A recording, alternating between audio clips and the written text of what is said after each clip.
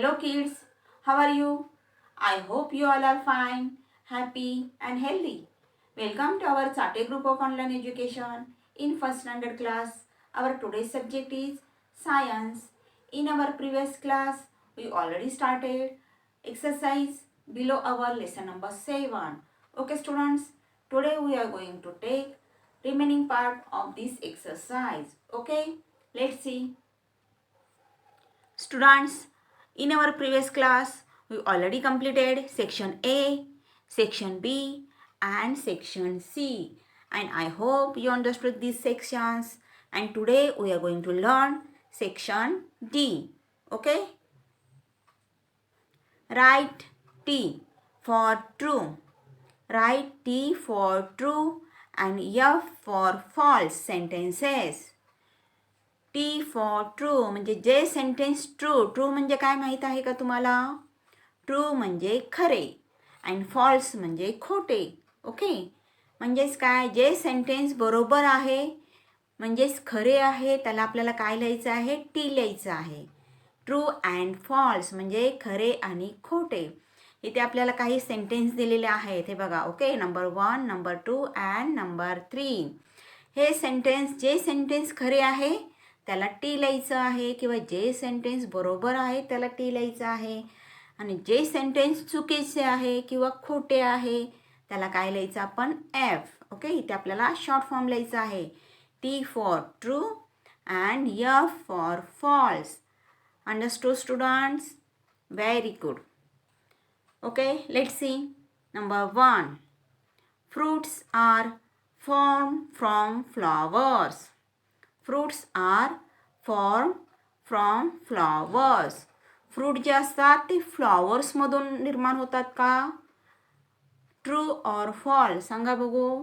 This sentence is true और false?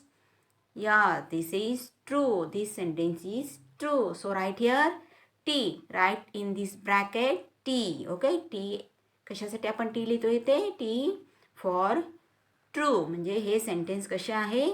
बरोबर आहे. Number 2. Leaves are mostly yellow in color.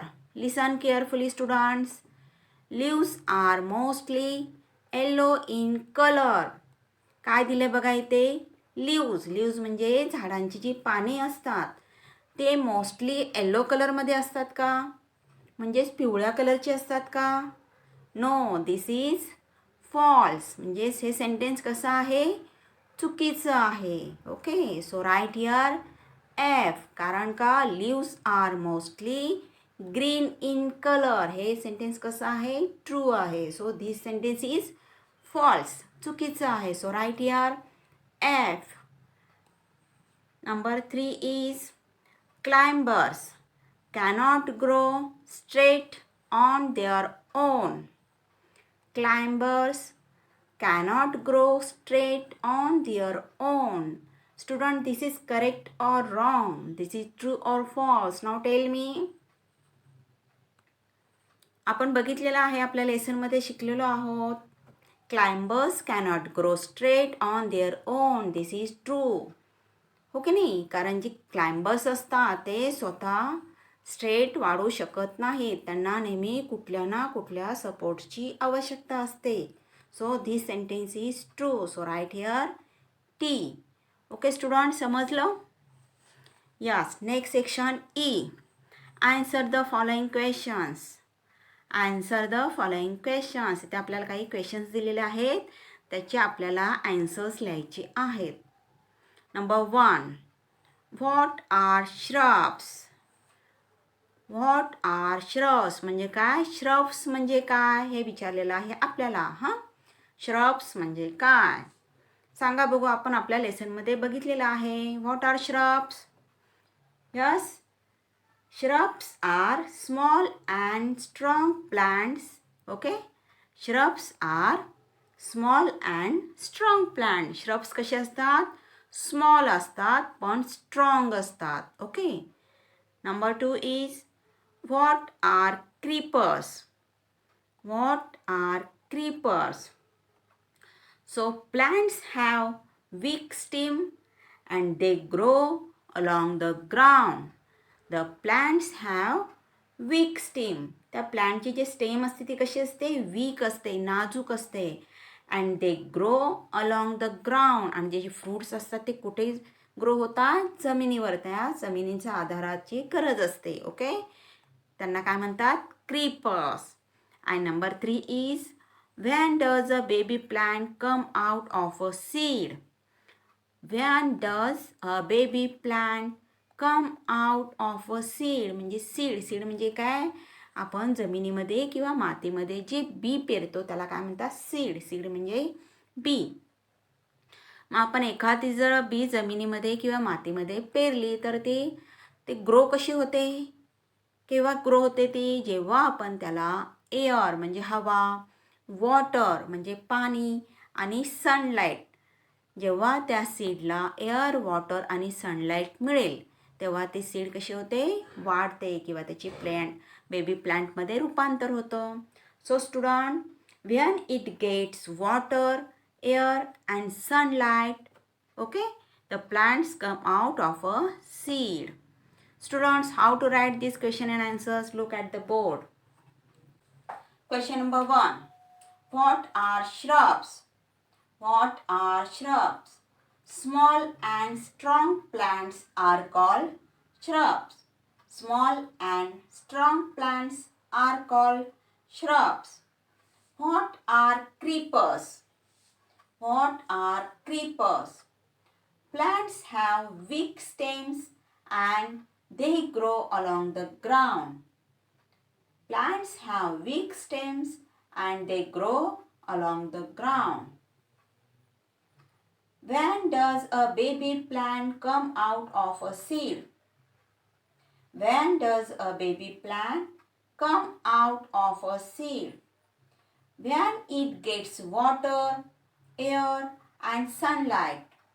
When it gets water, air and sunlight, the baby plant come out of a seed. Okay students? Okay, next section F. Think and answer. Think and answer. Think and answer म्हणजे काय, विचार करा आणि उत्तर द्या. Can plants grow from any other part of a plant except seeds? Can plants grow from any other part of a plant except seeds? म्हणजे plant कुठून grow होतात, सीड्समधून. हे आपण बघितलेलं आहे. Okay, plants grow from seeds. इथे आपल्याला काय विचारलेलं आहे, सीड्सशिवाय प्लांट दुसऱ्या कुठल्या पार्टमधून ग्रो होतात का. ओके, काय विचारलं आहे, एक्सेप्ट सीड म्हणजे सीड्सशिवाय प्लांट्स जे आहे ते इतर कोणत्या पार्टपासून ग्रो होतात का, हे आपल्याला विचारलेलं आहे. So answer is student, yes, plants can grow from bud and leaf. Answer काय आहे, सीड व्यतिरिक्त किंवा बी शिवाय प्लांट हे अजून कशातून ग्रो होतात, बर्डमधून ग्रो होतात किंवा लीफमधून ग्रो होतात. Okay, section G. Tick the correct answer. This is value corner. Tick the correct answer. We should be dash like trees. We should be dash like trees.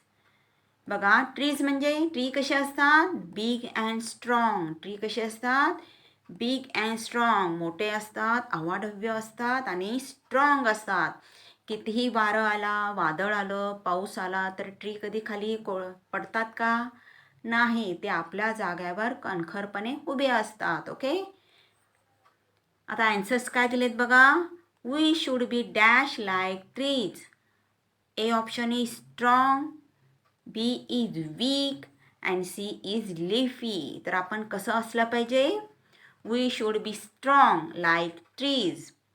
कसं असलं पाहिजे, आपण झाडांसारखे स्ट्रॉंग असलं पाहिजे. दुसऱ्यांना आपल्यामुळे काही